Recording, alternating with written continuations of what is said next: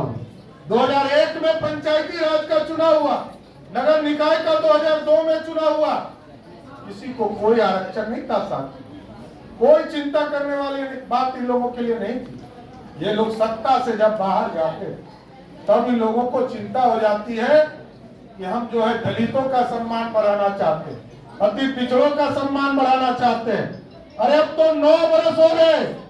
सुशील जी ने तो कहा कि हम गारंटी देते कि 100 साल तक जब तक दलित समाज आगे मुख्यधारा में नहीं आएगा तब तक आरक्षण रहेगा। अरे हम तो 9 बरस से एब्सोल्यूट मेजोरिटी में केंद्र की सरकार चला रहे और आदरणीय नरेंद्र मोदी जी के नेतृत्व में कभी भी दलित के जो विरोध करेगा उसके खिलाफ कार्रवाई करने का काम किया जाए। साथियों, एक चर्चा इन लोगों ने कुछ दिन पहले चलाया जिसको आदरणीय रामप्रीत पासवान जी ने उठाया कि छात्रों को स्टेफन जो छात्रवृत्ति है उसको बंद कर दिया गया। ऐसा कुछ नहीं है। पहले क्लास से लेकर 8वें क्लास तक की जो व्यवस्था है आरटीई के माध्यम से, राइट टू एजुकेशन के माध्यम से पहले क्लास से लेकर 8वें क्लास तक के बच्चों को सभी को मुफ्त शिक्षा देने की व्यवस्था है। 9वीं 10वीं में ऐसी व्यवस्था नहीं थी, तो उसके लिए भारत सरकार ने अलग से प्रोविजन किया है और सभी राज्यों को आज भी बिहार में मिल रहा। इसलिए कोई इस तरह की गलतफहमी यदि पैदा करती है तो भारतीय जनता पार्टी के कार्यकर्ता, हमारे नेता इसको जरूर स्पष्ट तौर पर बताएं कि कोई ऐसी व्यवस्था नहीं है जिससे नरेंद्र मोदी जी दलित को अपने से अलग रख सकते। दलित समाज को जोड़ना चाहते हैं और डुप्लीकेसी नहीं हो, इसलिए एक व्यवस्था किया गया कि सबको, सभी बच्चों को, किसी दूसरे भगवान को नहीं दिया। आप समझिए कि जब बाबा साहब भीमराव अम्बेडकर ने, आज यदि कोई भगवान राम की का चित्र जो है किसी चीज में डाल दे तो कितना बवाल होगा आप सोच सकते हैं। लोग कितनी बात चर्चा करेंगे कि भाजपा ने अपना एजेंडा डाल दिया।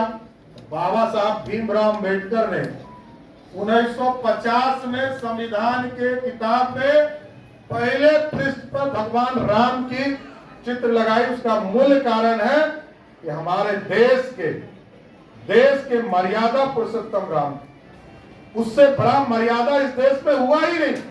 इसलिए साथियों, ये पूरी तरह स्पष्ट है कि आज बाबा साहब भीमराव अम्बेडकर के जयंती के समारोह में हमको जाने का मौका मिला। अभी सुशील जी ने 5 पुण्य पंचतंत्र के बारे में चर्चा किया, तो मैं भी मुंबई के प्रवास पर था और मैं चैत्य भूमि पर गया।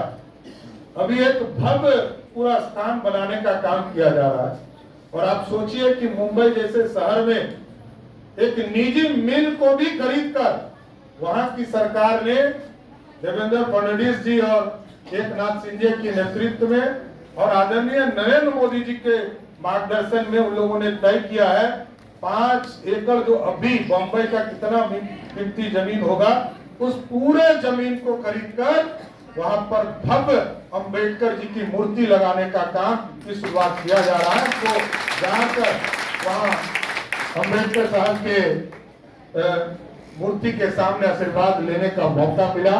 इसलिए हम अजीत चौधरी जी को विशेष तौर पर धन्यवाद देते हैं कि ये भी मैसेज दीजिए। आपने बहुत से थ्योरेटिकल चीजों को बताने का काम सभी मोर्चा के साथियों को किया है और ये भी बताइए कि अंबेडकर साहब को जब छुआछूत की स्थिति थी और वो बहुत गरीब घर से भी आते थे, उनको पढ़ाने के लिए किन लोगों ने सहयोग किया? जो बड़ौदा के परिवार के लोग थे, आपको गायकवाड़ परिवार था, उन लोगों ने उस जमाने में स्कॉलरशिप देकर उनको इंग्लैंड और अमेरिका भेजने का काम किया था।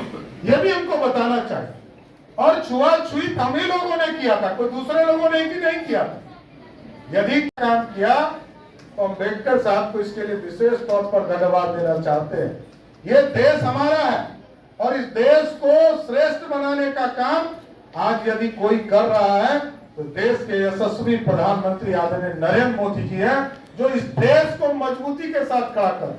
इसलिए आज अंबेडकर साहब के जयंती के शुभ अवसर पर हम तमाम लोगों को ये प्रेरणा लेना चाहिए कि हम अपने समाज में जो लोग पीछे छूट गए हैं, जो समाज पीछे छूट गया है, जिनको कोई नहीं देखने वाला, जिनको आज भी अछूत की श्रेणी में कोई रखता है, तो भारतीय जनता पार्टी के कार्यकर्ताओं का ये प्रथम धर्म होगा कि आप 5-5 ऐसे परिवार को अपने साथ जोड़िए, उनके साथ रहने और सहने का काम कीजिए और संबंध बनाकर उनको मुख्य धारा में जोड़ने का काम कीजिए।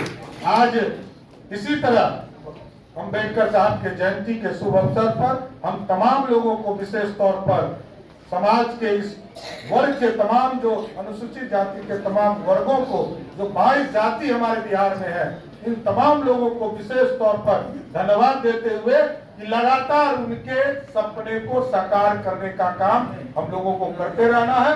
बहुत बहुत धन्यवाद।